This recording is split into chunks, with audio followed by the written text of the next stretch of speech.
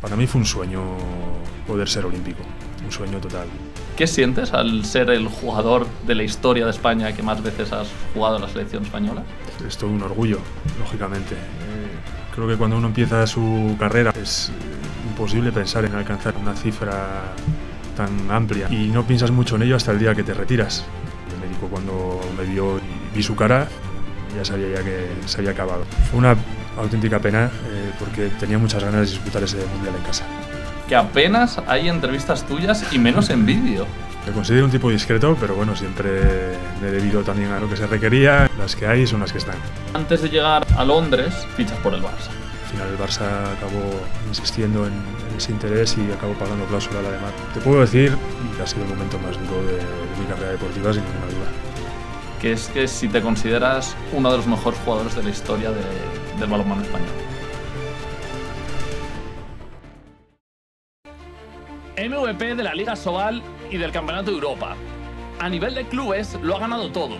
Liga, Copa Sobal, Copa del Rey, Supercopa, 3 Ligas de Campeones y 5 Mundiales de Clubes. Con la selección española ha sido campeón del mundo, doble campeón de Europa y ha conseguido 2 medallas en los 3 Juegos Olímpicos que ha disputado.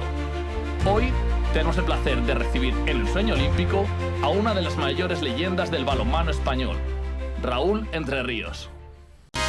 Chasing the dream on Olympic skies, feel the passion rise, aim for the prize, heartbeats racing, fire in your eyes, with every step we're reaching new highs. El sueño olímpico, con Higinio Suárez. Raúl Entre Ríos, bienvenido al sueño olímpico. Muchas gracias, un placer. Me hace casi siempre digo lo mismo, lo de que me hace muchísima ilusión, pero en tu caso es, bueno, en todos los casos es verdad, pero en tu caso me hace una especial ilusión porque me ha extrañado cuando me estaba documentando para esta charla que apenas hay entrevistas tuyas y menos en vídeo. Bueno, pues mira, tenemos una buena oportunidad aquí para conversar de balonmano y deporte. ¿No te gustan mucho las apariciones públicas en general? ¿Eres un tío más bien discreto en ese sentido? Me considero un tipo discreto, pero bueno, siempre me he debido también a lo que se requería en mi carrera deportiva y bueno, las que hay son las que están. Oye, Raúl, también preparando esta charla me ha recordado a otra que tuve el año pasado con Kiko Cortés, porque de lo primero que le dije saliste tú en la conversación. ¿Ah, sí? Y es que estáis sentados en la misma mesa, tú, Kiko Cortés, Rudy Fernández, Sergio Ramos, Manel Estiarte y Rafa Pascual, que sois los jugadores que más veces habéis vestido la camiseta de la selección en vuestro deporte. ¿Qué sientes al ser el jugador de la historia de España que más veces has jugado en la selección española? Pues siento un enorme privilegio de haber podido estar en tantas ocasiones con ese gran equipo, ¿no? Es todo un orgullo, lógicamente. Creo que cuando uno empieza su carrera o cuando empieza a practicar un deporte es imposible pensar en alcanzar una cifra tan amplia, ¿no? Vistiendo la camiseta de la selección española. Y no piensas mucho en ello hasta el día que te retiras. Que en verdad es que, bueno, que has tenido la fortuna de poder vivir tantas experiencias seguidas, puestas en el ámbito internacional y bueno, ahora que echando la vista atrás, lógicamente veo que, como te decía, es un auténtico privilegio. Sí, porque en tu caso es casi más de media vida, toda la vida jugando al balonmano, casi más de media vida representando a España, ganando, ahora haremos un repaso de toda tu trayectoria, pero ganando un título detrás de otro, tanto a nivel de clubes como a nivel de selección. Y me imagino que eso pues no eres muy consciente mientras estás compitiendo, o si eres consciente, pero realmente cuando le das valores, cuando miras para atrás y ves esa perspectiva. Eres consciente porque pones muy en valor la vida que estás teniendo y tener la posibilidad de dedicarte a aquello que te gusta, que amas de forma profesional y que te da la posibilidad de vivir unas experiencias que de otra forma son imposibles de vivir, hace que lo sientas con mucha intensidad. Entonces sí que le das mucha importancia a cada uno de esos momentos. Lógicamente, cuando cierras esa etapa deportiva, pues lo miras atrás y bueno, la verdad que te sientes muy bien con la posibilidad de haber tenido eso, ¿no? Pero el durante también es importante y no únicamente vives esos buenos momentos que son los que probablemente veas en mayor medida cuando te retiras, sino que estás viviendo malos momentos que también te van construyendo como persona y como jugador. Espero que salga alguno de esos, los que se puedan contar a lo largo de la conversación. Seguro. Porque te decía que es lo que más me gusta de hacer este podcast, es que aparte de poner en valor el palmarés, que de hecho sí, casi siempre empezamos con el palmarés, me gusta que la gente pueda ver lo que hay detrás de un deportista de élite, más allá de pues, lo bonito que pueda ser ganar una medalla, estar en una portada.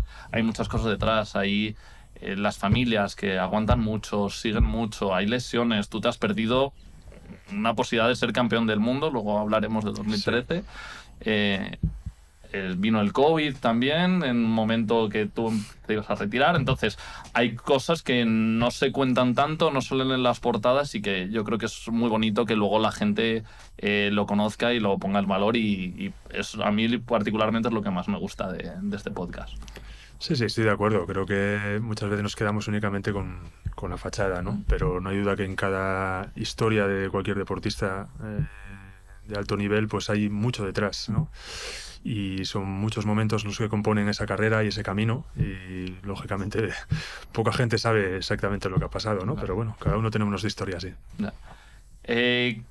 Creo que eres un tipo humilde, pero te quiero preguntar una cosa que me sale preguntarte, que es que si te consideras uno de los mejores jugadores de la historia del balonmano español. Porque para mí estás en la pomadísima en el top 3. Yo me he considerado, y echando la vista atrás también, me he considerado siempre muy buen jugador de equipo.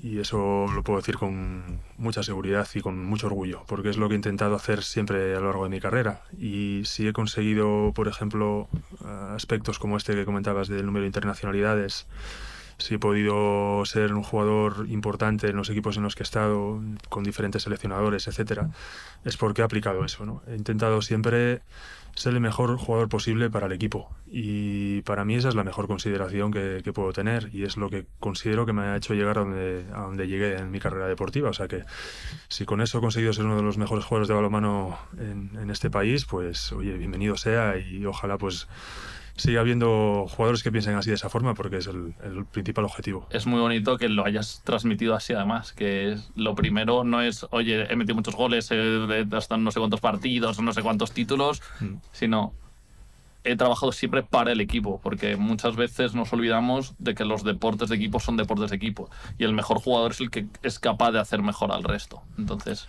me gusta que lo hayas transmitido así. Así lo pienso y así lo he intentado aplicar, y eso no está reñido con intentar ser el mejor jugador posible a nivel individual. Creo que eso es algo que, por supuesto, todos queremos, ¿no? Queremos, en cualquier cosa que dediquemos tiempo y pasión y entrega, queremos alcanzar la excelencia, ser posible, ¿no? A intentar hacerlo como nadie lo ha hecho, pero entendiendo quiénes somos y lo que podemos aportar, ¿no? Y estar dentro de un equipo conlleva eso. Tenemos que intentar ser el mejor jugador posible a nivel individual, pero al final todo lo que aprendes y todas tus características tienen que ir en favor del colectivo, ¿no? Y eso es algo que puedo estar tranquilo, porque a lo largo de mi carrera es lo que he hecho. ¿Y cómo empieza Raúl Entre Ríos a jugar de balonmano? Pues empieza muy jovencito, en etapa prebenjamín, y en mi colegio, en un barrio pequeñito de Gijón, con Tureces, pues había posibilidad de hacer dos deportes colectivos. Uno era baloncesto y el otro era balonmano. No sé si 1, 2, 3 años antes mi hermano había empezado a jugar a balonmano ya, me saca 4 años y pico, ¿no?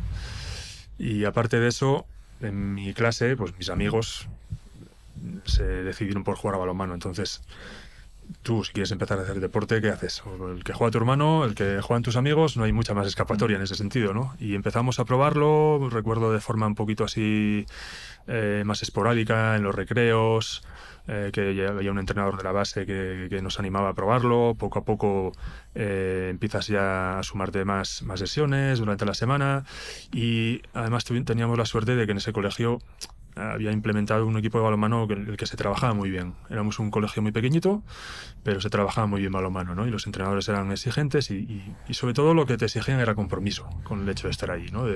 Que es tan importante, sobre todo en la base. Sí. Compromiso de si estás.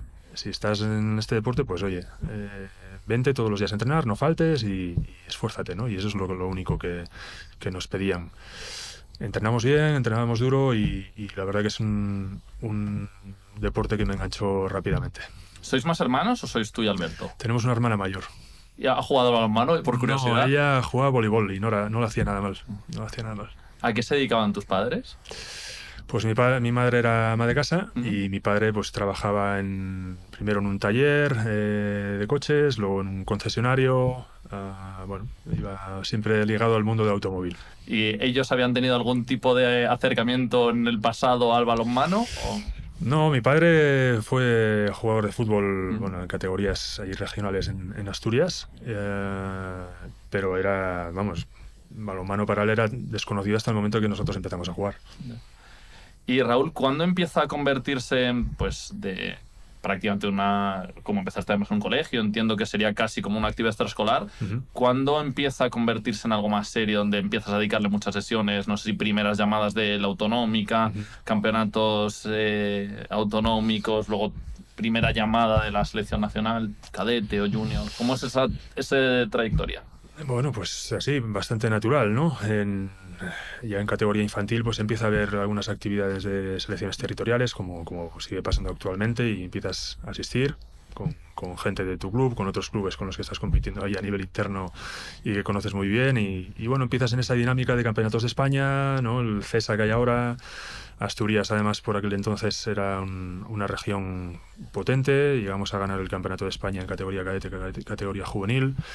Y en esos momentos, en esos años, ya empiezo a entrar en algunas convocatorias también de la selección española en categorías inferiores. No era un jugador que destacara mucho a nivel nacional, sí que estaba dentro de esos 16 en esas convocatorias, pero era un jugador que era un año menos también, año impar, con lo cual había jugadores que eran un año más, y esto ya sabes que también a nivel de desarrollo físico también se nota.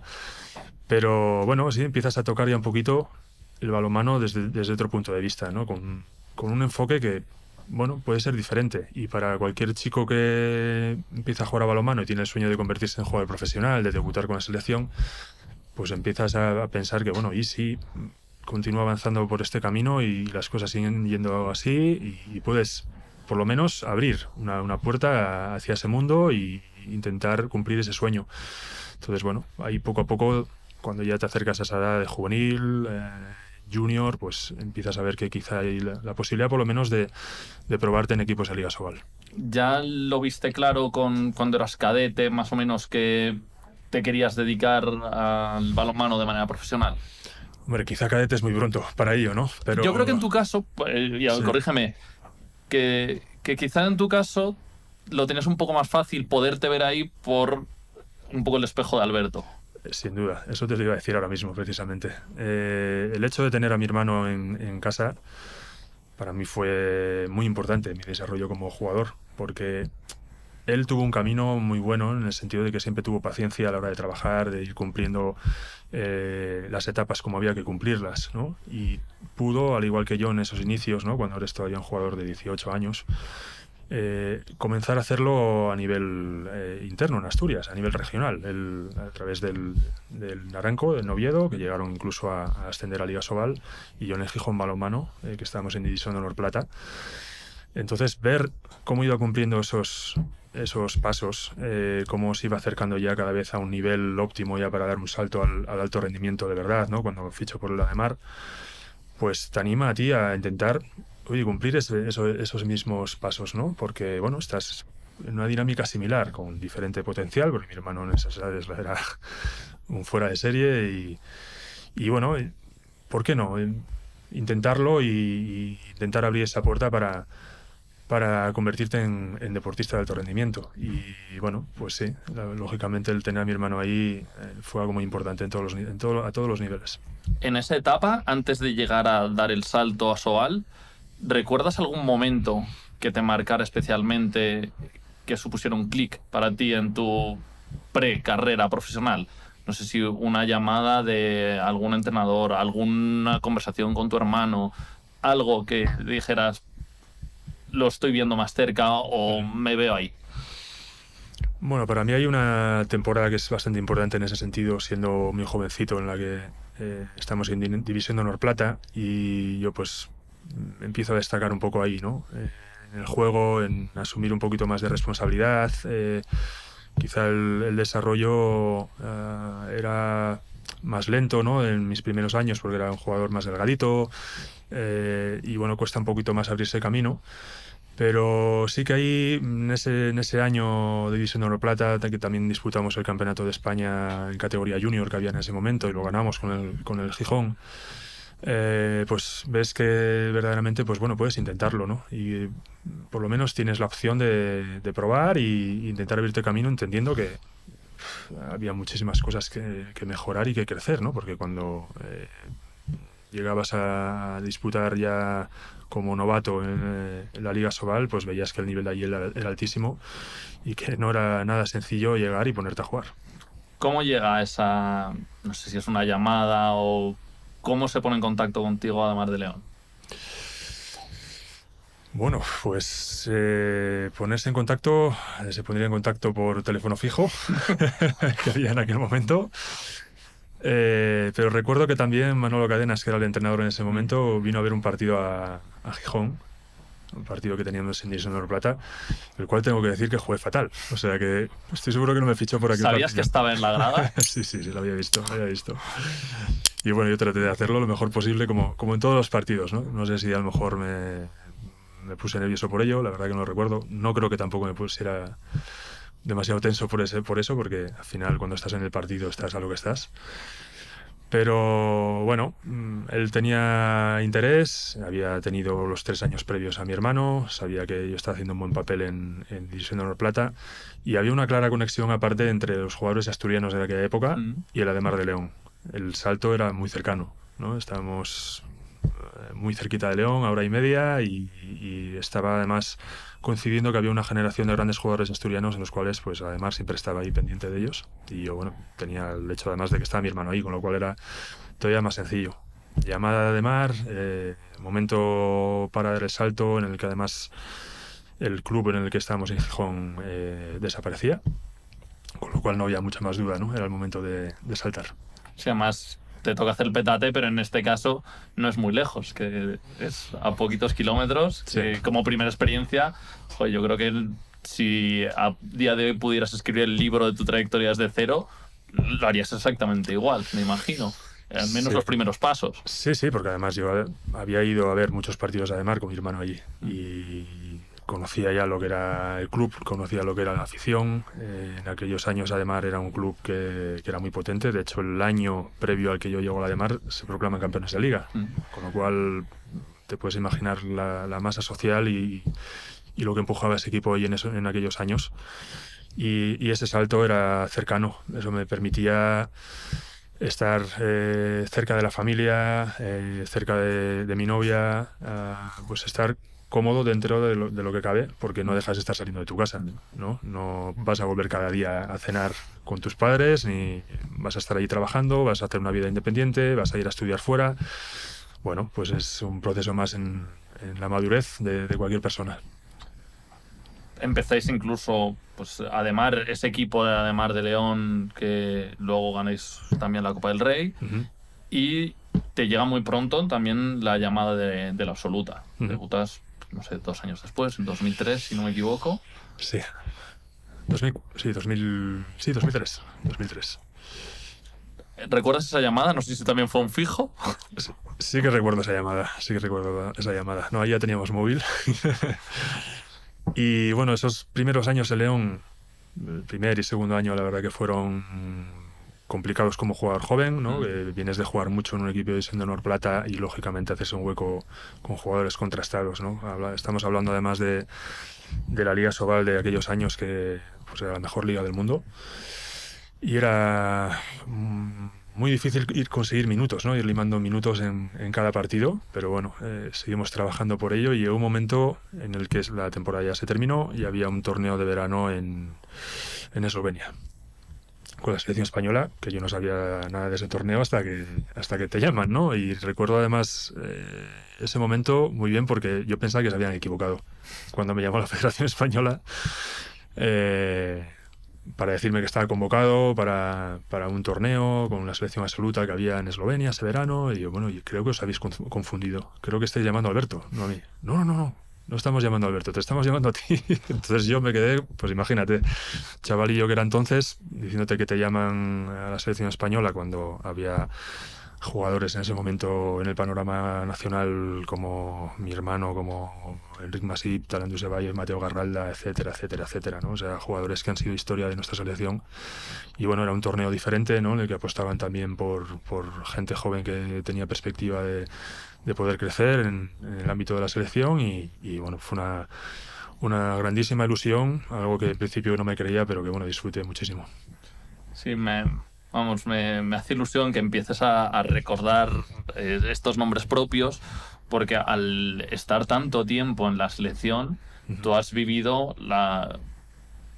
para mí dos generaciones, no sé si incluso podríamos decir tres, pero dos generaciones claras, la que pues, consigue el culmen en el Campeonato del Mundo de Túnez y la otra que quizás no tiene una explosión porque tan puntual, sino más sostenida desde 2013 hasta 2021, más o menos, la segunda generación. ¿Lo ves así también como esos dos bloques y que tú has vivido prácticamente la transición de los dos y la explosión de los dos?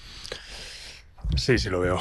Lo veo claro porque no es lo mismo ser un jugador joven en un mundo, en un balonmano de adultos, ¿no? De gente muy contrastada como tuve yo en los inicios de la selección, ¿no? Con estas personas, estos jugadores que te estaba comentando, a pasar a ser uno de los jugadores veteranos. Se ve desde otro punto de vista y a nivel generacional todo cambia, es normal, ¿no? Yo llego como jugador joven no solamente a la selección, sino a los clubes con veteranos de mucho peso, ¿no? Donde los vestuarios son, pues bueno, si eres joven, mejor no hablar demasiado, ¿no? Simplemente trabaja y ya está, ¿no? Y creo que eso con el tiempo se ha ido cambiando y pasas a ser un jugador veterano en el que, bueno, intentas aplicar, por un lado, lo mismo que has visto con los jugadores veteranos que ha habido en la selección a lo largo de los años en tus inicios, por decirlo así.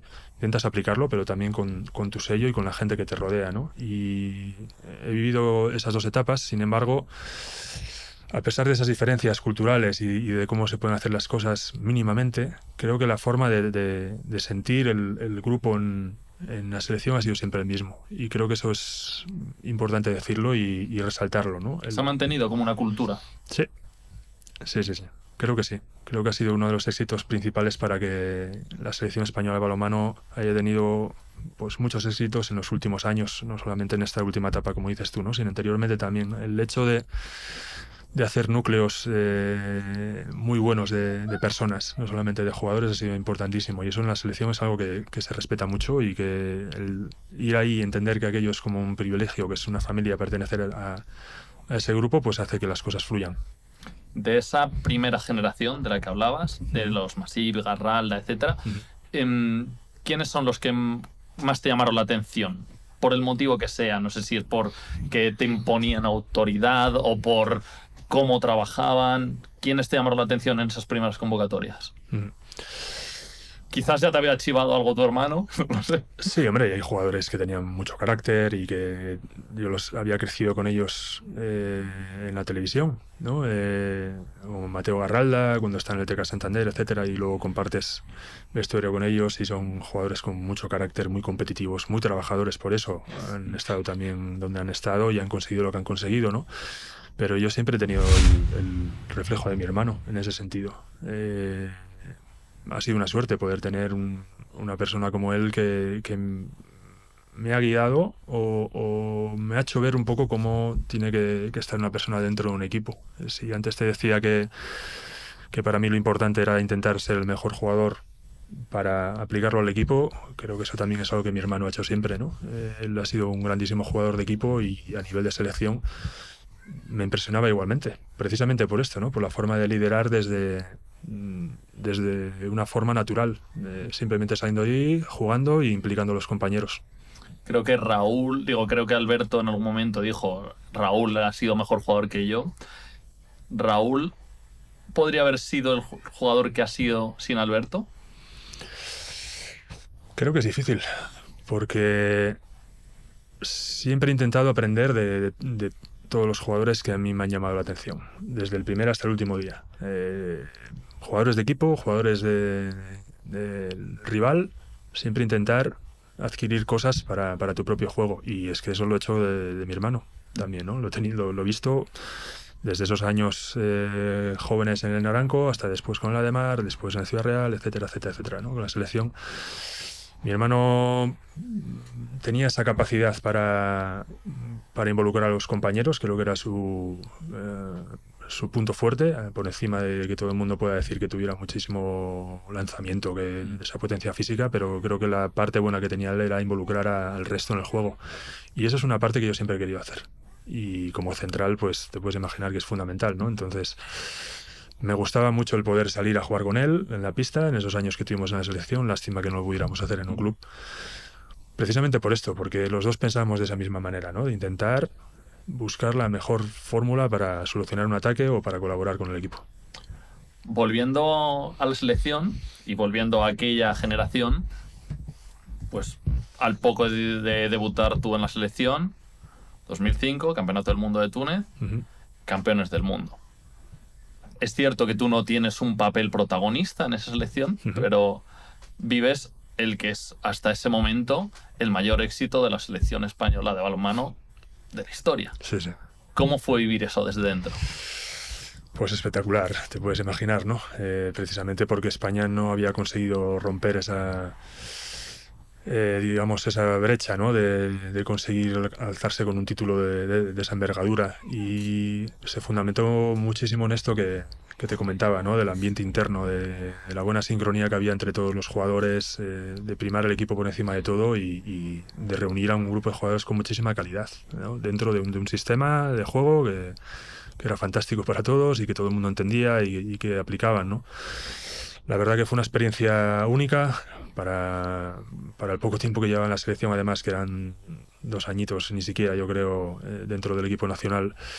Pues poder ser campeón del mundo cambia muchas cosas y la verdad que te da todavía más hambre de poder estar ahí durante más tiempo, ¿no? Pero son momentos que quedan para siempre en la retina. Además, el hecho de hacerlo con mi hermano hace que eso todavía sea más especial. No es fácil compartir equipo con un hermano como es la selección española y alcanzar estos logros, con lo cual te puedes imaginar que toda la familia estábamos muy, muy contentos.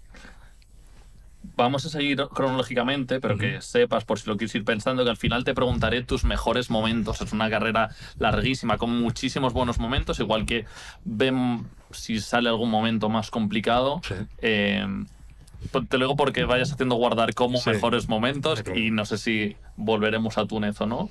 Lo dejamos ver y que la gente, si esté interesada, que siga viéndolo hasta el final. Siguiente hito importante es que vuelves a hacer el petate. Tampoco te vas muy lejos. A nivel de clubes me refiero, dejas León por Valladolid. ¿Por qué? ¿Qué buscas en ese cambio? Precisamente eso, ¿no? Un cambio.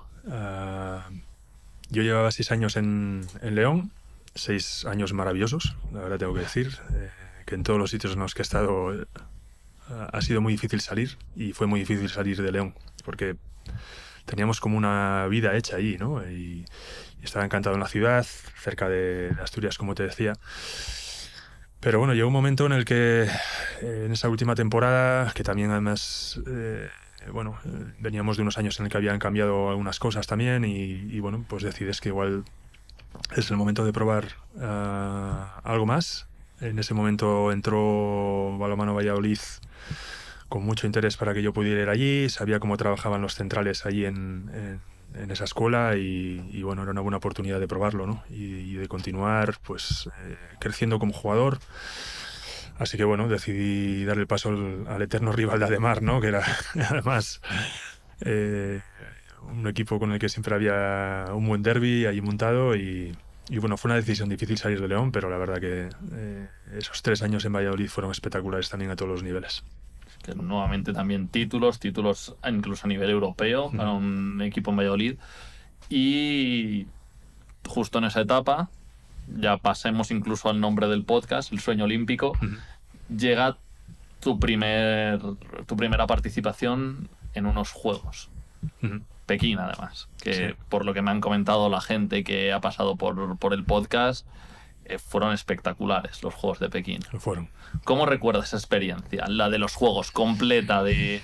No sé, cuéntame lo que te llama la atención. Hay gente que me habla de, pues que si el comedor, que si la villa, que si no sé qué, en Pekín, que creo que estaba hasta arriba de voluntarios. Había casi más voluntarios que público. Sí.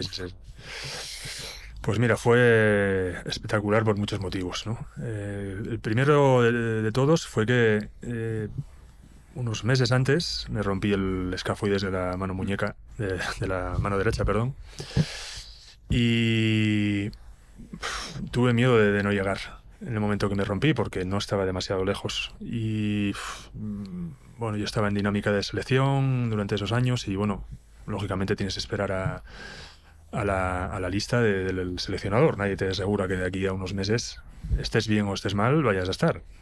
Tu trabajo es intentar estar lo mejor posible en el club para que te llamen, ¿no? Pero claro, una lesión así lo ponía bastante más difícil y bueno, conseguí recuperarme a tiempo para poder entrar en esa dinámica otra vez de competición y poder asistir a la preparación de los juegos y bueno, llegó el momento de ir.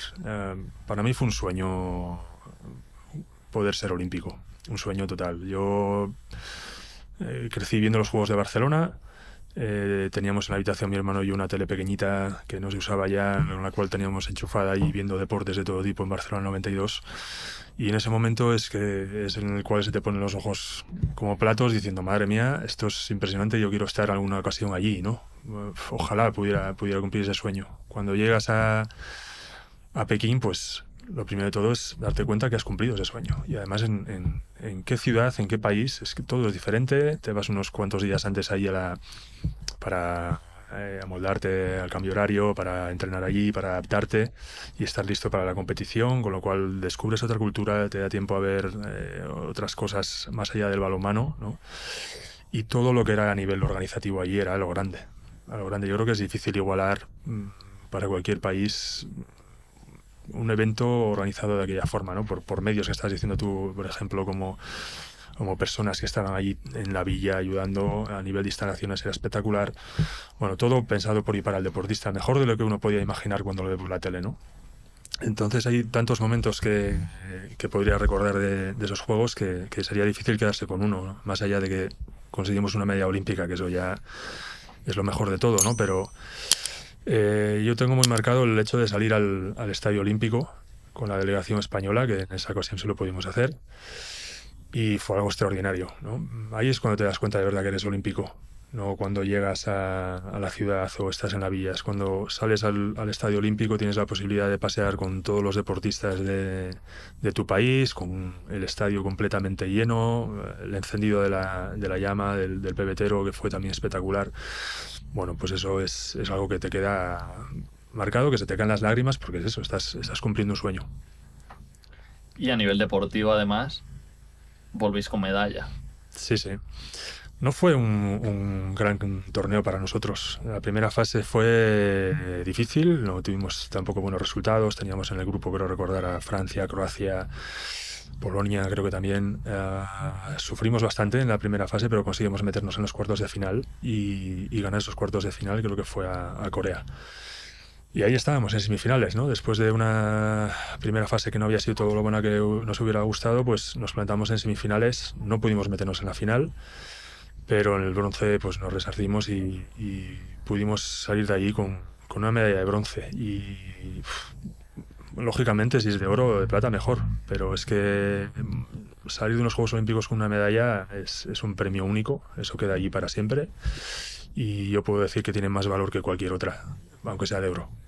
Sí, es que al final una carrera larguísima como la tuya, es que tienes oportunidad de, en tu caso, 4 juegos, luego quizás hablamos un poquito de Río, pero no tienes muchas más oportunidades. O sea que dentro de esas ventanas, ser uno de los 3 mejores selecciones del mundo es un exitazo. Eso es lo que hace especial a los Juegos. Por eso todo el mundo quiere estar y por eso es tan difícil estar. Porque son cada 4 años. Los europeos, los campeonatos del mundo, los tienes cada 2 años. Y si tienes un rendimiento más o menos regular, pues puedes repetir y puedes asistir a varios de ellos. Pero los Juegos Olímpicos son cada 4 años. No. Ya el hecho de clasificarse es muy difícil, ¿no? Y luego que tú estés convocado ¿no? Cuando además ya no son 16 jugadores, son 14, cuando tienes que disputar preolímpicos, cuando es muy difícil estar allí, ¿no? Entonces pueden pasar mil cosas durante ese camino. Te puedes lesionar, puedes entender, y así lo debes de entender, que si asistes a los Juegos Olímpicos, pueden que sean los únicos que disputes en tu vida. Entonces, intenta aprovecharlos al máximo posible, que no es difícil aprovecharlos, porque cuando llegas ahí por primera vez quieres empaparte absolutamente de todo. A nivel de ambiente, un partido, ya viviendo un partido, compitiendo, ¿es distinto unos Juegos Olímpicos que un Mundial o un Europeo? ¿O un partido de Liga de Campeones? Muy, muy diferente, muy diferente. La expectación que rodea a unos Juegos Olímpicos a un partido es máxima, ¿no? Sabes que todo el mundo está con los ojos puestos ahí, los que están en el pabellón y los que están fuera.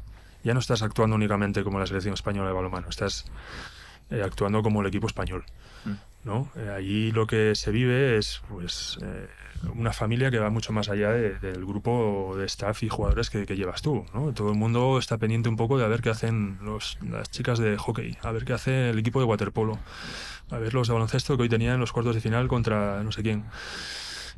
No te desconectas un poco de lo que hacen los demás, siguiendo centrado en tu competición, que es la que para lo que estás ahí y es lo que no te tiene que desviar.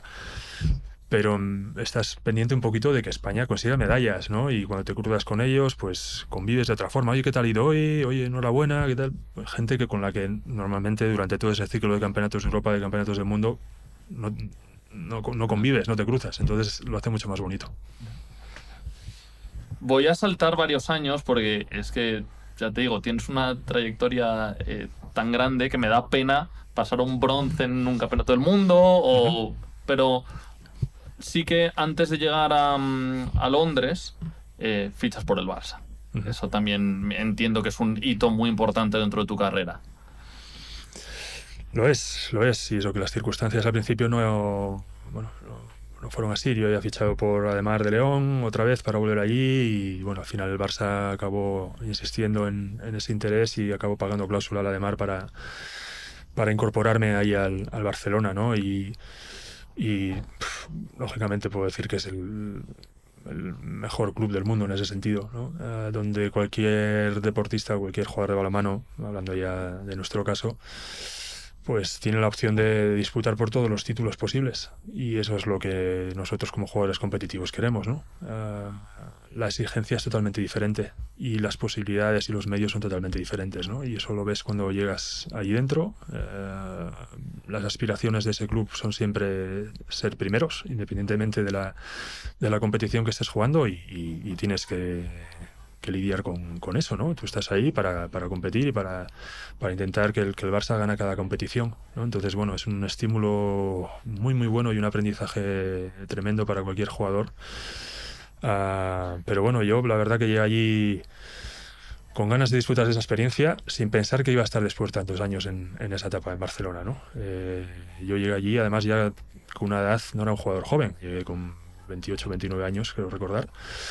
Y bueno, ya era un jugador ya que tenía una trayectoria en Ademar, en Valladolid, había jugado ya la Champions League con ambos equipos, habíamos ganado títulos europeos, la Recopa de Europa, etcétera. Bueno, pues el siguiente reto era ese, era estar en el Barça, hacerme un sitio ahí, un jugador importante y intentar ganar todas las competiciones que tuviéramos por delante. O sea que bueno, fue a todos los niveles un cambio muy importante en mi vida. Y que casi, además, consigues ganar casi todas las competiciones que jugáis. Desde luego a nivel nacional fueron 11 ligas seguidas. Los 11 años que estuviste ahí, ganasteis sí. La liga todas. Yo creo que eso escapó alguna copa y lógicamente la Liga de Campeones, que es más complicado. Pero, vamos, lo hemos dicho en la presentación, has ganado todo. A nivel de clubes te dio la opción. Ya habías ganado mucho en Ademar y en Valladolid, pero ya en Barça ganas absolutamente todo. Era difícil para Ademar y Valladolid competir por medios al nivel que lo puede hacer el Barça, ¿no? Y te da la posibilidad de ganar todas esas competiciones. Y la verdad que fue muy bonito, sobre todo el primer año, en el cual pues veníamos o el Barça venía de unos años en los cuales pues a nivel de competición nacional de Ciudad Real estaba dominando, ¿no? Con esos grandes equipos que estaba teniendo. de Copas de Europa y también Liga Sobal, y nosotros pudimos romper esa racha ese primer año ya. Además, nada más llegar, conseguimos ganar la Liga Sobal, superando al Ciudad Real, y en la misma Liga de Campeones, en la Final Four, pues también conseguimos alzarnos con la Champions League, ¿no? O sea que fue como, bueno, hemos venido aquí he llegado al Barça y no se puede pedir más, ¿no? Lo que venía, o lo que se podía buscar ahí como jugador en ese equipo tan competitivo es alcanzar esas dos principales competiciones, ¿no? Que son las más importantes, la Liga, que es la regularidad, y la Champions League, que es la más difícil, y conseguimos hacerlo. O sea que la verdad que fue impresionante. Volviendo otra vez a la selección, al menos lo digo, aunque no profundicemos, medalla de bronce en el Mundial de Suecia en 2011, 2012, nuevos Juegos Olímpicos, Londres. ¿Qué diferencias hubo entre Londres y Pekín? Bueno, la diferencia fue el final, ¿no? Y lógicamente a nivel de organización no tenía nada que ver Londres, ¿no? Londres estaba mucho más cerca, mucho más familiar. No era todo tan a lo grande, pero igualmente fueron unos juegos impresionantes, ¿no? Lo mismo que te decía antes de la ceremonia de inauguración, etcétera, pues todo eso se vio de una forma única, ¿no? ¿Cuál fue el problema de Londres? Que al final, cuando acaban las cosas mal, o como tú no quieres, pues te llevas un peor recuerdo, ¿no? Y es el final de unos Juegos Olímpicos a nivel de competición es muy abrupto. Es como si ya no existieran esos Juegos Olímpicos, ¿no? Comienzas con muchísima ilusión, viviendo cada día, cada partido, vas sumando puntos en tu camino, ¿no? Hacia poder estar en la lucha por las medallas. Nosotros íbamos bien en esa línea, y en un partido contra Francia en el que nos jugábamos ese pase, pues nos remontan y nos eliminan, aparte con un último gol prácticamente en el último segundo. Entonces el final fue muy duro. Muy duro. La gente, yo creo que muchísima gente no sabe lo bonito que es el balonmano. Gran parte estamos pasando muy rápido por un montón de partidos y competiciones. Muchísimos de estos se resuelven en un gol. Sí. Muchos de los que hemos hablado, finales, pasar en unas semifinales, unos cuartos, es cosa de un gol. Es máxima igualdad durante 60 minutos, y detalles al final, o detalles muy pequeños, muy sutiles durante un partido, hacen que se desequilibre la balanza hacia un lado y el otro. En este caso, pues jugando contra Francia, una Francia que explotó en esos años, y perdís de un gol. Y parece que es, ¡buah, qué mal que España en balonmano en Londres ha fracasado!, cuando has perdido contra una selección espectacular de un solo gol. Sí. Y eso se aplica a todas las competiciones. La línea entre ganar y perder es muy fina, muy fina. Y depende de muchos pequeños detalles, como bien dices, ¿no? Y en muchas ocasiones nos tocó vivir la cara amarga y quedarte a las puertas, ¿no? Por diferencias mínimas. Otras ocasiones fuimos nosotros los que conseguimos que cayera la moneda de nuestro lado, ¿no? Pero así es el deporte, ¿no? Y yo estoy muy convencido, y luego seguramente hablaremos de esto cuando me recuerdes el tema de los Juegos de Río, de que de los momentos malos se sacan cosas positivas. Se sacan aprendizajes y son momentos de construcción, aunque sean muy difíciles de ver en ese momento. Pero aquel fue un palo duro, porque costaba mucho llegar a los Juegos Olímpicos. Nos clasificamos, y cuando te quedas ahí a las puertas de las semis, pues ya te digo que es muy difícil de asimilar. Pero sirve para el futuro, estoy seguro. Poco después, 2013, meses además después, no es un año entero, quizás esto que hablabas de que se construían cosas en estos momentos, quizás en Londres se construyó lo que se consiguió luego en enero, febrero de 2013.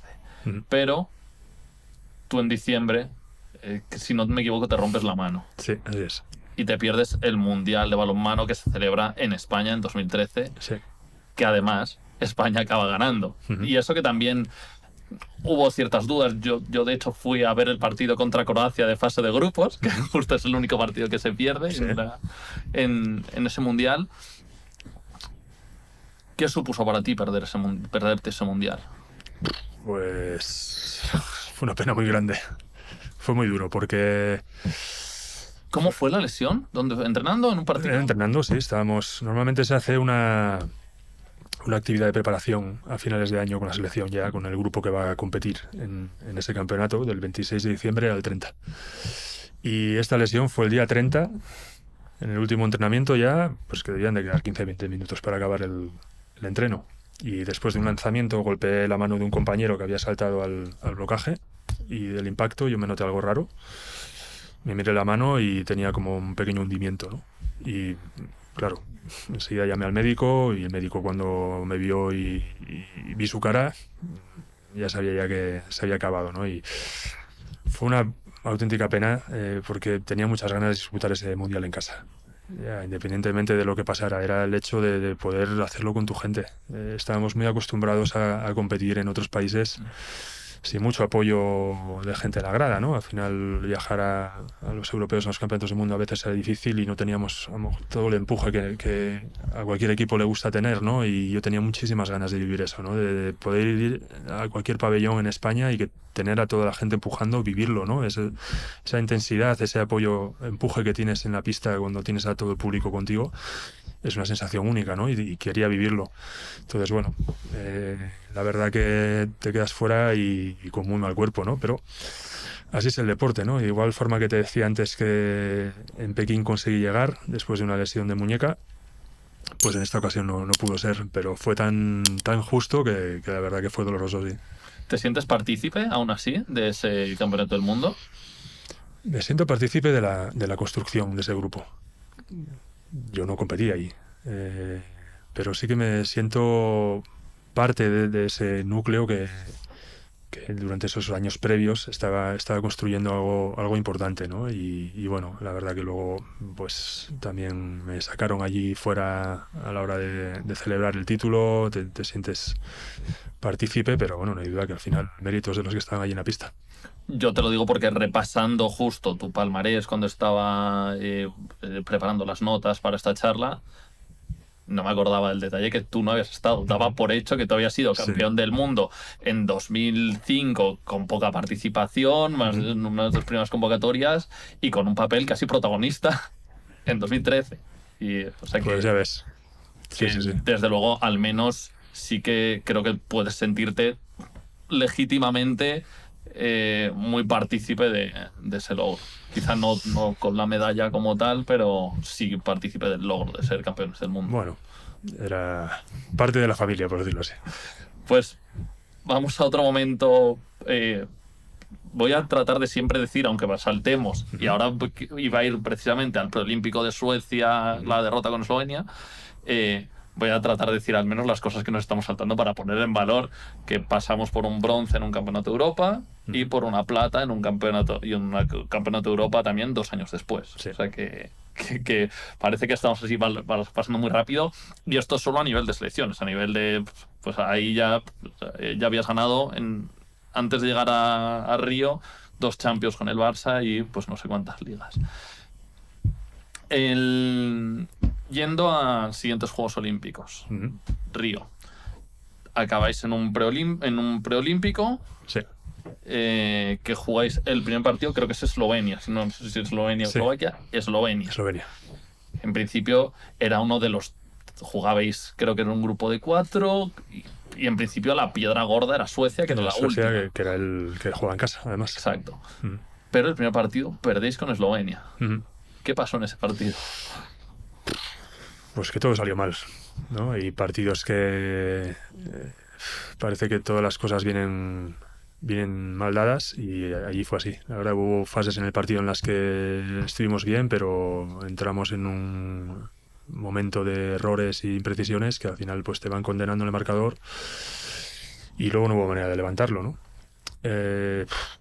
Bueno, ahí ya sabes que las cosas se te han puesto más difíciles, ¿no? Porque el otro rival que teníamos aparte de Eslovenia y Suecia era más asequible, con lo cual no deberías tener problema. Y eso no es que te cerrara la puerta, pero ya te obligaba a tener que ganar a Suecia el último día en su casa. Con lo cual es difícil. No quería decir que no lo pudiéramos hacer, de hecho lo hicimos.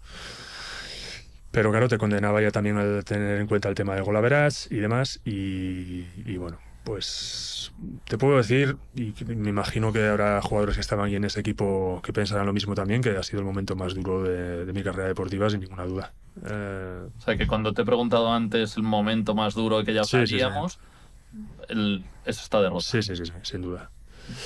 Sin duda, porque era muy difícil de asimilar y de entender cómo estábamos fuera de los juegos, porque creo que el equipo se había merecido estar ahí. Si miras por el rendimiento del equipo en los 4 años del ciclo olímpico, eran 3 medallas en 4 campeonatos, y el que no hicimos medalla fuimos cuartos. O sea, estábamos por encima de los equipos que estaban en el preolímpico en cada campeonato, ¿no? Entonces, ¿cómo puede ser que al final, por perder un partido, te quedas fuera de unos Juegos Olímpicos cuando has demostrado a lo largo de estos 4 años? En el campeonato inmediatamente anterior, que se juega en enero, fuimos subcampeones de Europa. ¿Cómo puede ser que estemos fuera de los Juegos? ¿No? Entonces, bueno, el impacto es brutal. Es brutal, ¿no? Es el vestuario más dolido que podía encontrarme. Todos estábamos machacados. ¿Crees que sirvió también para construir esa derrota? Sí, y a esto me refería antes. Sí. Yo creo que de estas cosas, de los momentos difíciles como este, si eres capaz de enfocarlo bien y si tienes gente alrededor que está en esa misma, con ese mismo pensamiento, si tienes un staff que es capaz de dirigirlo, sirve como un aprendizaje y sirve como un impulso para conseguir cosas en el futuro, y a las pruebas me remito. Porque también, para poner en contexto también a la audiencia que no tenga tanto conocimiento de la historia de la selección española de los últimos años, justo después de esa ausencia en los Juegos de Río, ganáis 2 veces consecutivas el Campeonato de Europa, que creo que no se había ganado hasta ahora nunca en la selección española. Lo máximo era la plata, no se había conseguido ganar. Y ganáis 2 veces seguidas el Campeonato de Europa. Uh-huh. Y no sé si crees que me pierdo algo si vamos hasta Tokio. O lo que ocurre antes de Tokio. Porque, ahora rebobinamos si no. Por ejemplo, en 2019 fuiste MVP de Asobal. Ganas todo también con el Barça. ¿Hay alguno de los 2 europeos que creas que tenemos algo que recalcar que sea muy importante en tu trayectoria, o algún episodio que digas, Higinio, no me puedo ir del podcast sin contar esto? Yo creo que los 2 son importantes, y al margen de las medallas olímpicas, que como te decía antes, creo que son las que más valor tienen por todo lo que significan, ¿no? El europeo de 2018 tiene mucho significado por lo que veníamos hablando atrás, ¿no? Porque veníamos de no clasificarnos para los Juegos de Río, y ese equipo, con algunos cambios, como es lógico, pero tenía una base importante de jugadores que habían estado ahí en Suecia en ese preolímpico, y conseguir por fin alcanzar la medalla en el europeo cuando habíamos sido bronce, habíamos sido plata y no había manera de ganarla. Fue como romper un muro que teníamos allí por delante desde hace mucho tiempo, y al mismo tiempo sacarse todo ese dolor de no habernos clasificado, ¿no? Un grupo muy unido, con gente que había pasado por diferentes momentos en la selección, victorias importantísimas como en el Mundial, medallas, decepciones o derrotas tan duras como podía ser la del preolímpico, y todos esos sentimientos, todas esas sensaciones, yo creo que se liberaron en ese momento que fuimos campeones de Europa, ¿no? Además, batiendo en semifinales a Francia, ¿no? Era el equipo a batir en ese momento, y con un gran partido del equipo en el que fuimos merecedores de esa victoria. Llegas a la final, bates a Suecia después de que hagas una segunda parte remontando espectacular. Fue muy, muy, muy especial. ¿Qué pasa? Que ese europeo no daba la clasificación directa para los Juegos Olímpicos de Tokio. La daba el europeo 2020. pero el equipo era diferente ya. La sensación era que después de haber roto por fin ese muro, el equipo estaba como muy sólido, ¿no? Éramos el mismo grupo prácticamente y estábamos ya por fin convencidos de que podíamos conseguir cualquier cosa, ¿no? Siempre habíamos sido un equipo competitivo, pero bueno, a veces esa línea que decimos de la derrota y la victoria, pues no caía de cara, pero ahora teníamos una seguridad tremenda en nosotros en lo que podíamos hacer. Aún así, pues tienes la presión lógica de que llegas a la final y tienes que ganar para clasificarte directamente a Tokio, sin tener que jugar ningún preolímpico. Y bueno, eso fue también pues otra liberación más, ¿no? Porque recuerdo el final del partido y bueno, ahí todos estábamos ya sabiendo que nos íbamos a Tokio, que nos habíamos ¿Una clasificado. plata os hubiera llevado a un preolímpico? Una plata nos había llevado al preolímpico. Así que fue doble liberación, fue Claro, ganar un europeo, fue- doble título europeo, revalidar Eso el es. título europeo Sí, sí. y aparte quitaros ya la espina de Claro, claro, preolímpicos. claro. Por eso puedes imaginar las caras y toda la alegría que teníamos todos los que estábamos ahí, los cuales hayamos estado en el preolímpico de Suecia, ¿no? De cara a Río. Era como, esta vez sí, o sea, era una liberación total.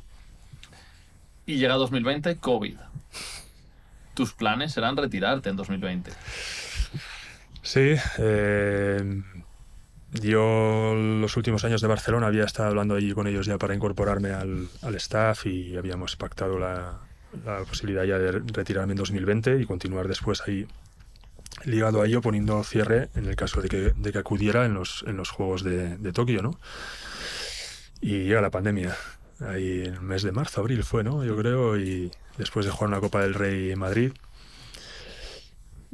aquello que parecía que iba a ser como cosa de 2 semanas, pues fíjate cómo acabó, ya lo sabemos todo, ¿no?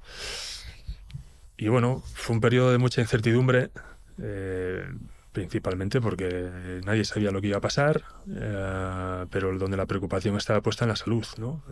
Todo lo demás quedaba en un segundo plano. Pero bueno, en mi caso veía muy difícil que eso se retomara, ¿no? Y bueno, ahora, no sé, se escuchaba de todo al principio, que bueno, los juegos sí se van a celebrar, luego no, luego se cancelan, luego, valía más no mirar nada porque yo creo que te volvías un poco loco con las noticias. Entonces, bueno, se decide que se acaba la liga, tal y como estaba en ese momento cuando se cerró y pum, de repente se acaba la temporada. Bueno, pues sensación muy extraña, ¿no? ¿Y qué pasa ahora? Bueno, puede ser que se haya acabado esto. ¿Pensaste en algún momento que ya habías jugado tu último partido profesional? Por supuesto, sí. Podía pensar en ello perfectamente. Era en principio lo que podía pasar o lo que sería más seguro, ¿no? Pero como estaba todo tan en el aire, no sabías muy bien qué podía ocurrir y entonces empezó a escuchar ya que quizá, bueno, los juegos se posponían al año siguiente y entonces la perspectiva cambia mucho, ¿no? Y empiezas a valorar de no acabar así, de esa forma, ¿no? No acabar de una forma tan abrupta, de intentar dejar el balonmano, aquello que has estado haciendo durante 20 años, de una forma natural, que es en la pista compitiendo y en un momento en el que tú decides que, bueno, que este es el momento, ¿no? Poder decidir es un privilegio también, ¿no? Y yo quería por lo menos poder hacerlo al margen de que, bueno, tenías que luchar por otro sueño que era estar en los Juegos de Tokio. Y esto quiero insistir mucho, porque no es que te clasifiques y ya estás, ya los vas a jugar, no. Te clasificas como selección, pero la selección es un equipo abierto. Sí, sí. Tienes que volver a ganarte otra vez el derecho a estar allí y es otra vez a ponerte en marcha la temporada y a trabajar para que eso fuera así. Entonces, se abre esa ventana, el club, el Barça, me da la posibilidad de continuar ahí un año más, si no, pues hubiera tenido que buscarme otro sitio, pero creo que todavía estaba en un nivel óptimo para rendir y era un jugador que lleva ahí mucho tiempo. Alargamos el contrato un año más como jugador y bueno, fue un año espectacular. Con la única pena bueno, muchas penas, pero a nivel deportivo de disputar las competiciones en unas circunstancias extrañas, sin público en las gradas y demás, pero me fui agradecido de poder hacerlo, aunque fuera así. Porque en ese año, esos meses, bronce en el Campeonato del Mundo, ganas la Champions también y llegáis a los Juegos Olímpicos de Tokio. Ahí además, en principio iban a ser tus últimos juegos, tu despedida a la selección, pero de bastante más gente. O al menos Julen, que fue el primer invitado en este podcast, también eran sus últimos juegos. De hecho, él no estuvo convocado en el Mundial. Cierto. Y tú ahí te despedías. También empezaban a salir algunos jugadores nuevos que luego han dado continuidad en París. ¿Cómo afrontas esos juegos? Ahí ya sabes que te quedan los partidos los Juegos Olímpicos y se acabó tu trayectoria de balonmano. ¿Cómo encaras una competición sabiendo eso? Pues fue difícil. Fue difícil. Por muchos momentos, difícil de contener a nivel emocional. Pero yo tenía claro que lo que tenía que hacer era centrarme en la competición, ¿no? Era la mejor forma de eludir pensamientos que me pudieran desconcentrar y desviarme un poco emocionalmente, ¿no? Y trabajas mucho en eso previamente, ¿no? En poner el foco en cada día, por un lado para disfrutarlo, porque unos juegos son unos juegos, y el hecho de estar dentro de la villa, de vivir esa experiencia a pesar de todas las restricciones que teníamos, a pesar de los controles, era única, ¿no? Y teníamos la oportunidad de convivir a nivel de grupo otra vez, algo extraordinario, y así lo hicimos desde el principio hasta el final. Pero había momentos que era difícil evadirse un poquito de eso, ¿no? Y recuerdo tres. Recuerdo el primero, que fue después del primer partido tuve un golpe en la muñeca, una caída o algo similar, y me dolía mucho. Notaba la muñeca igual que cuando me había roto el escafoides en Valladolid, con lo cual tuve una sensación de que adiós. Después de un partido, después de haber llegado hasta aquí, creo que me he roto la muñeca. Y bueno, así se lo dije al doctor: oye, mírame, porque noto esto fatal. Bueno, mañana hacemos una prueba y a ver qué pasa. Y hicimos una prueba allí y no había nada. Y eso fue una liberación, una liberación brutal. Ya casi no me dolía, ¿no? O sea que, bueno, seguimos jugando y luego lo peor o lo más difícil de contener a nivel emocional fue el último día. El partido del bronce. Recuerdo de ir en el autobús rumbo al pabellón y pensando, madre, si es que vas a jugar tu último partido. Es así, ¿no? Y empiezas a echar un poco la vista atrás e intentar volver otra vez a lo que tienes delante, que es el partido. Concéntrate en esto y no vuelvas, ¿no? Pero era difícil a mí al mismo tiempo pensar que se va a acabar. Y luego el final del partido, de cómo acabamos allí todos, de cerrar un círculo y cerrar un ciclo también con mucha gente, ¿no? Con la que has convivido muchas cosas, cerrar una etapa de tu vida que ha sido todo. Y bueno, ahí la verdad que suerte que acabamos bien, y eso lo hizo más llevadero, ¿no? Porque fue muy, muy especial. No había público, pero en el momento que se termina el partido salís todos al centro. Sí. Como si hubiera 100.000 personas, como si estuvieras en Maracaná. La verdad es que impactan esas imágenes de celebrándolo con tanta intensidad esa medalla de bronce. Sí, porque éramos un grupo muy unido por muchas cosas, y todas esas vivencias que habíamos tenido anteriormente, el no clasificarnos para los anteriores juegos, todo eso hacía que valoráramos mucho más, si cabe, lo que estábamos viviendo ahí, ¿no? Y aparte que había un núcleo de jugadores veteranos, que hoy algunos han continuado en la selección 1 o 2 años más, pero que sabíamos que a lo mejor esos eran nuestros últimos Juegos Olímpicos. Era bastante probable.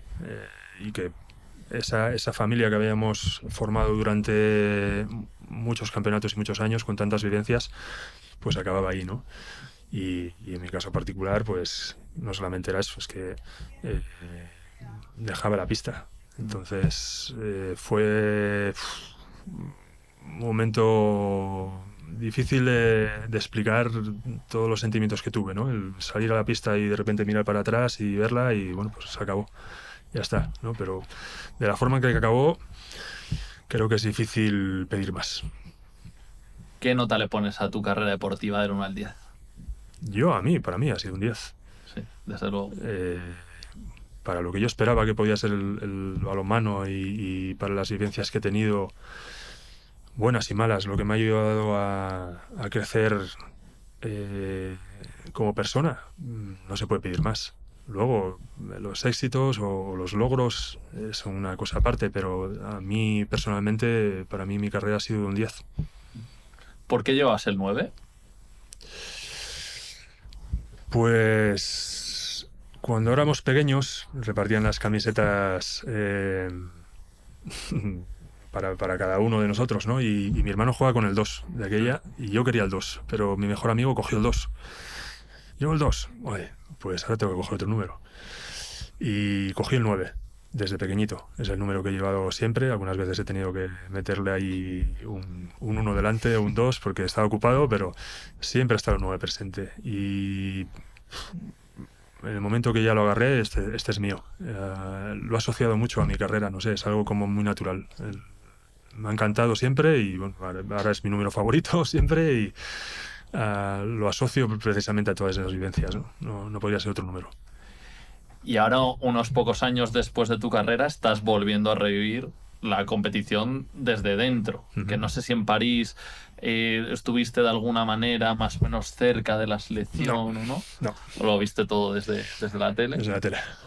Y ahora estás volviendo a revivir aquello. Que eres el seleccionador de la selección española junior y estás recién llegado. Yo creo que saldrá, este episodio creo que saldrá en enero, pero cuando estamos grabando estoy recién llegado desde hace un par de semanas de un, corrígeme, campeonato del mundo junior. Eso es. Sub-17. En Egipto. En Marruecos. ¿No? En Marruecos. Y habéis sido bronce. ¿Qué tal este paso al otro lado, al lado oscuro del entrenador? Bueno, lo había vivido previamente durante un año ahí en Barcelona, precisamente del equipo juvenil. Para mí es diferente en cuanto a que estamos en edad formativa y eso cambia mucho la forma de ver las cosas, o al menos para mí. Lógicamente está la parte competitiva, que es la que tiene que ser, ¿no? Más cuando estás con una selección española, tienes que competir y tienes que intentar representar a tu país de la mejor forma e intentar que ese equipo llegue lo más arriba posible.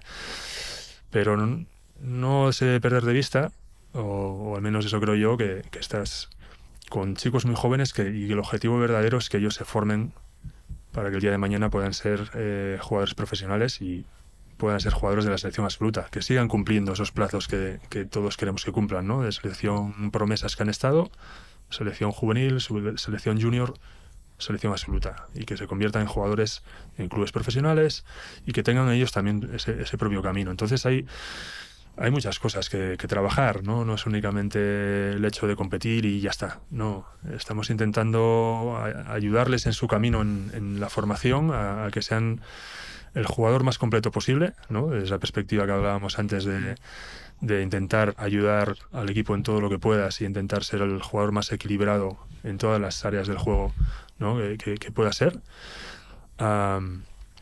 Y que tengan un desarrollo óptimo también a nivel personal, ¿no? Son jugadores que están estudiando, que tendrán la prueba de selectividad a lo largo de este año. O sea, pues ya no vale únicamente con el hecho de salir a la pista y hacer bien las cosas, ¿no? Hay que cuidar todas las áreas de rendimiento que están alrededor del jugador, y eso es lo que también les tenemos que inculcar, ¿no? En estas edades, sobre todo, que están ya a las puertas de hacerse mayores de edad y que todo dependerá de ellos principalmente, ¿no? Ya lo hace ahora, pero están con sus familias en su casa, con sus amigos, muchos de ellos tendrán que salir a otros clubes para competir. Pues se trata de intentar ayudarles a que ese proceso sea lo mejor posible y les enriquezca.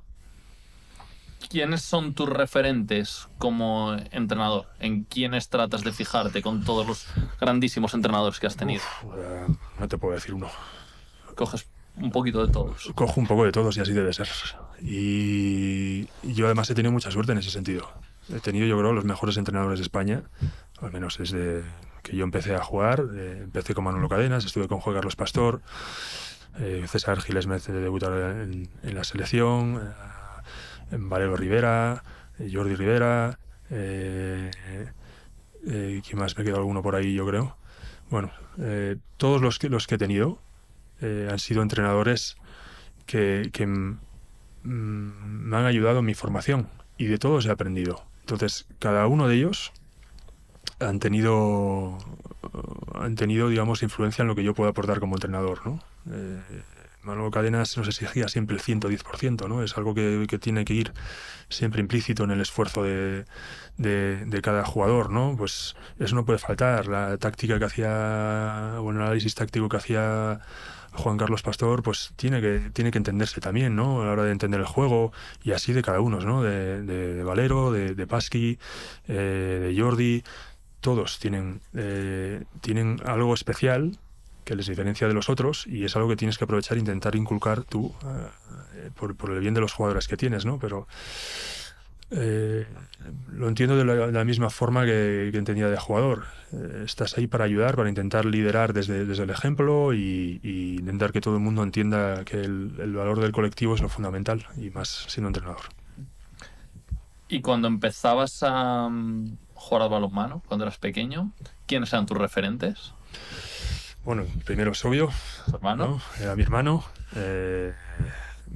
a muchos niveles, pero había otros jugadores que también me gustaban mucho, ¿no? Y eran jugadores que aportaban cosas diferentes, ¿no? Que eran capaces de defender, jugadores completos, con buena toma de decisión, ¿no? Que eran capaces de conectar bien con el pivote. Centrales. Mirabas centrales. No siempre centrales. Mira, te iba a decir uno, por ejemplo, que era Olafur Stefansson, era lateral derecho, pero era un jugador de esas características, ¿no? Que entendía muy bien el balonmano, que sabía cómo colocarse, cómo anticiparse. Jackson Richardson sí, era central, pero también era un central polivalente que te defendía de avanzado, que hacía más cosas, ¿no? Stefan Lofgren era otro central también que veía que también era completo, y que era capaz de aportar en ataque y en defensa. Bueno, la verdad que buscaba esos jugadores que, aparte de ser muy buenos, eran jugadores equilibrados dentro del equipo, que aportaban muchas cosas. Te voy a pedir, Raúl, que ahora hagamos un ejercicio de tratar de hacer el mejor 7 de jugadores con los que has jugado. No tienen por qué haber sido compañeros, puede ser contra los que hayas jugado. Por lo que sea, vamos a armar un 7, no, para que no quedes mal con ninguno. Puede ser que, oye, a lo mejor a ti te guste mucho cómo jugaba Juanín, pero por lo que sea vamos a poner a otro porque va a hacer más completo este 7, ¿vale? O sea que quiero que saques también tu faceta de entrenador para formar un 7 lo más completo posible, de la gente con la que hayas jugado contra la que hayas jugado. En la portería, ¿a quién ponemos? Es que es muy difícil esto que me preguntas. Y es que te tendría que decir 5 o 6 por cada puesto. Venga, te dejo que me digas 5 o 6. No, es muy difícil escoger. La portería, pues es que todos los compañeros que tenía han sido tremendos, ¿no? Barrufet, Hombrados, Stervik, Gonzalo, o sea... Fíjate qué porteros estoy diciendo, ¿no? Que he podido compartir. No me podría quedar con uno solo. ¿Y de rival? Porque, vamos, tenemos la experiencia ahora muy cerquita de los juegos de Wolf. ¿Qué portero has dicho o te ha amargado en algún partido la existencia? Uno de ellos fue también compañero, que era Stervik, que creo que ha sido el portero más determinante que ha habido. Por sus características y por lo que podía decidir un partido, pero te hablaría también de otros porteros que han sido muy importantes y que nos han dado muy malas noches, como podía ser Omeyer, por ejemplo, ¿no? Con Francia. Pues estos de los porteros, Landín, también en los momentos también con Dinamarca, que también ha sido decisivo en muchos de nuestros partidos. Había buena gente por ahí. Sí. Vamos a los extremos. ¿Con qué extremos? Yo es que disfruto mucho con los extremos, porque es muy divertido. Yo recuerdo además de joven con Juanín y con Albert Rocas, que era con Víctor Tomás, también Rafa Guijosa incluso antes, claro. Que son los que me hicieron a mí ver, que me llamaran la atención los extremos en una esquinita, salto gigante, y casi siempre a este nivel la suelen clavar casi siempre. ¿Con cuáles te quedarías? Pues muchos de ellos con los que he compartido selección también, porque la verdad que han sido muy buenos extremos a nivel internacional, ¿no? Y me decías de Juanín, por supuesto, que es historia de nuestro balonmano y de la selección, que pude compartir no solo selección con él, sino también club en Ademar, con Cristiano Ugalde en el Barça, con los que he tenido después posterior contacto con ellos, Ángel Fernández, Valero Rivera, todos estos, ¿no? Te diría también otro que estuve poco tiempo con él, pero que es un extremo extraordinario y que tiene una cultura y una ética de trabajo, aparte de ser un gran tipo, tiene una cultura y una ética de trabajo muy difícil de ver a ese nivel, ¿no? Y era Guillaume Valor Sigurdsson.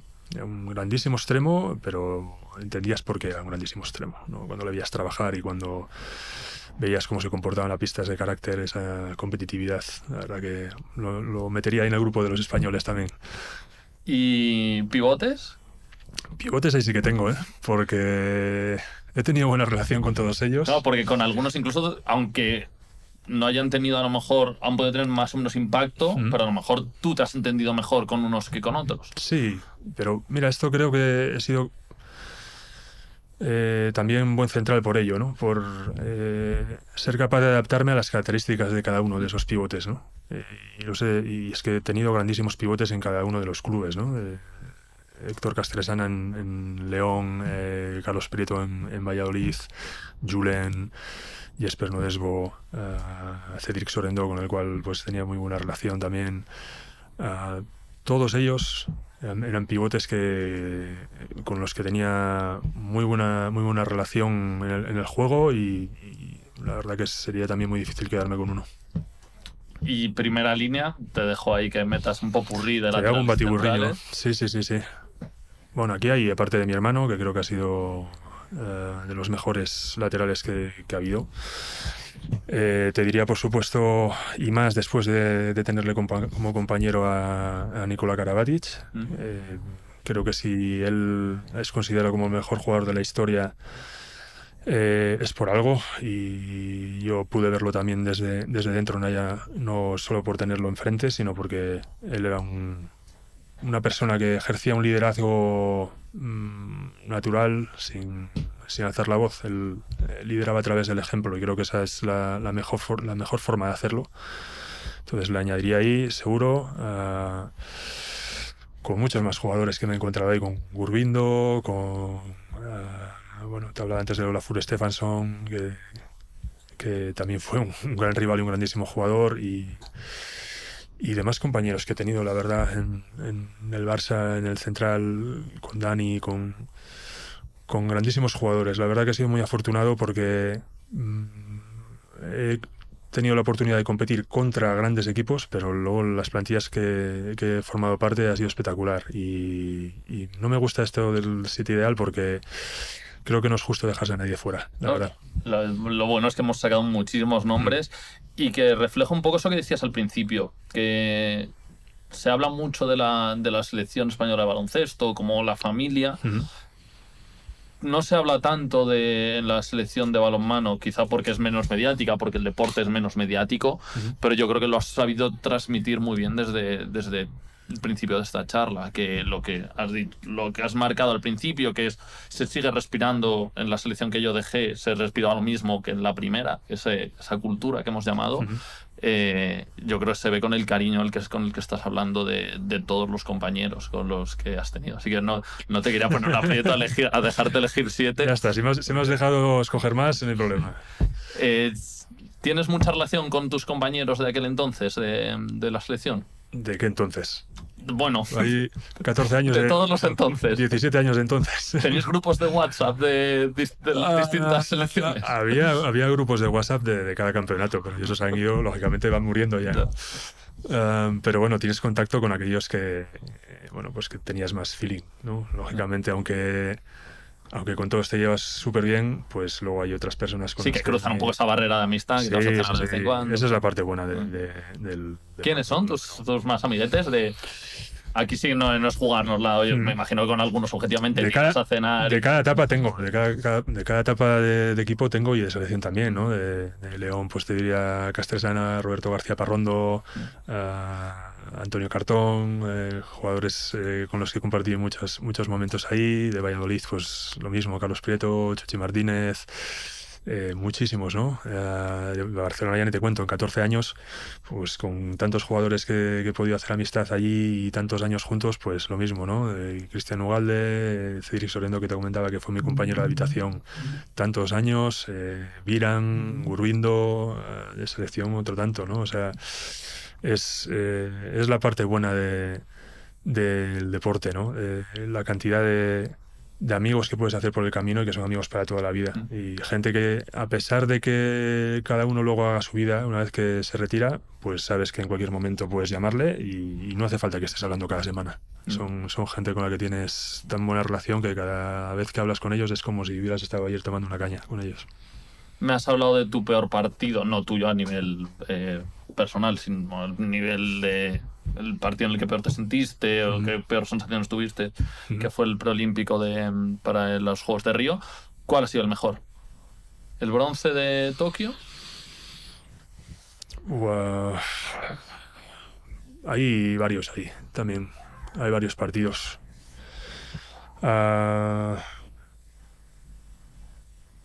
Hay, por un lado, la parte de que te decía del Euro 2018, ¿no? Hay partidos ahí que son muy especiales a nivel personal por eso, ¿no? Por poder meternos otra vez ya en esa lucha de medallas y conseguirla. Ese partido que batimos a Francia fue espectacular. Un partido también especial que tuvimos a nivel familiar, mi hermano y yo, después del fallecimiento de mi madre. Fue el Campeonato del Mundo en 2011 en Suecia. Ahí conseguimos una medalla que le pudimos dedicar y eso fue también muy especial ese partido para los dos. Y luego, bueno, no hay duda que el broche o el cierre de Tokio fue un día muy especial para mí, sí, sí. Pues Raúl, me encanta hablar contigo. Me tiraría hablando 20.000 horas. Te quería pedir, esto sí que te lo había anticipado, que es que hemos estrenado esta temporada un libro de firmas de la gente que va pasando por aquí. Sí. Y me gustaría que pusieras tu firma con alguna frase que te haya marcado o que...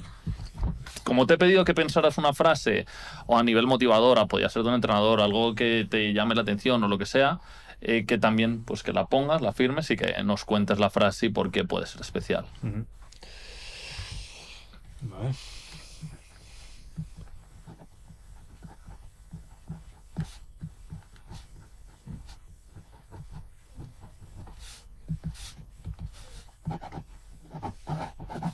Te voy a poner un poco de dedicatoria por aquí, me apetece también. Claro. Como si te apeteciera dibujar o lo que quieras. Tenemos páginas. Más del tiempo que quiero que dure el libro, porque me gustaría que este libro llegara hasta... Seguir haciendo el podcast hasta los Juegos de 2028 de Los Ángeles. Ajá.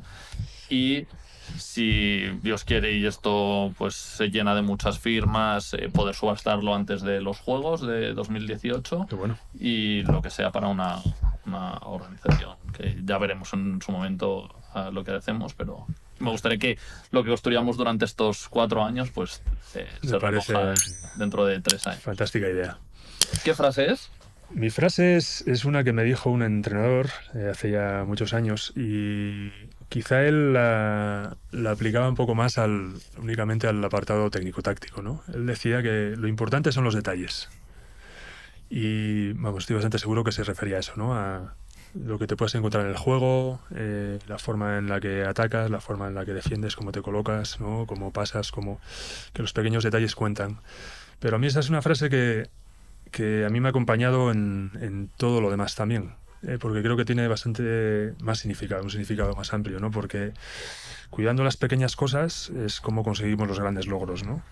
No basta únicamente con hacer, sino que te tienes que preocupar de cuidar todo el mínimo detalle para convertirte en deportista de alto nivel y sobre todo mantenerlo, ¿no? Y yo estoy orgulloso en gran parte de mi carrera porque he podido mantener un nivel bastante constante hasta una edad importante, ¿no? Yo me retiré con 40 años y creo que esta frase tiene mucho que ver en ello, ¿no? Porque no solamente cuidar los detalles del juego, es cuidar la preparación, el entrenamiento invisible que hablamos ahora, que tanto que tanto se dice, ¿no? La forma de cooperar con tus compañeros, la forma de liderar, la forma de comprometerte. Todos esos pequeños detalles, ¿no? Que un día haces algo que a lo mejor no sería necesario que lo hicieses, pero lo haces por tu futuro, por mejorar, por crecer, por seguir avanzando, pues esos pequeños detalles ayudan a convertirte en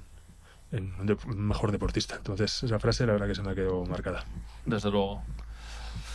Pues Raúl, lo dicho, me tiraría horas hablando contigo, hemos pasado rapidísimo, hemos tenido que centrarnos en momentos muy concretos, pero he disfrutado muchísimo. Yo también. Espero que tú también te lo hayas pasado fenomenal.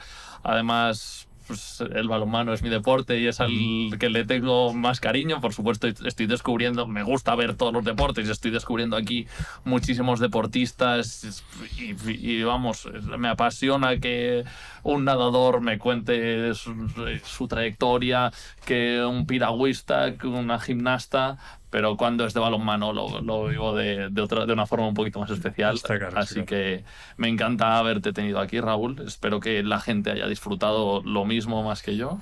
Espero yo también que lo hayan disfrutado y para mí ha sido un... Y seguiremos viéndote, de momento con los chicos de la selección.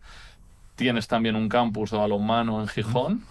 Tienes una web que dejaré en la descripción también para que la gente te siga y también en tus redes sociales. Y nada más, Raúl, no sé si quieres decir algo más. Nada, lo dicho, que para mí ha sido un placer, que también he pasado un buen rato aquí hablando de deporte, de aprendizajes, de valores y de balonmano, que ha sido lo que nos ha rodeado, ¿no? Durante toda la vida. Así que nada, encantado de participar y por muchos más sueños olímpicos como este. Pues mil gracias, Raúl, y mil gracias a vosotros también por haber escuchado este episodio. Espero que hayáis disfrutado tanto como yo, y si os ha gustado, ya sabéis, seguid el podcast. Tenemos nuevo episodio dentro de 2 semanas. Os podéis suscribir, dejar like en la plataforma que os guste ver el podcast, y nos vemos en 2 semanas en otro episodio de El Sueño Olímpico.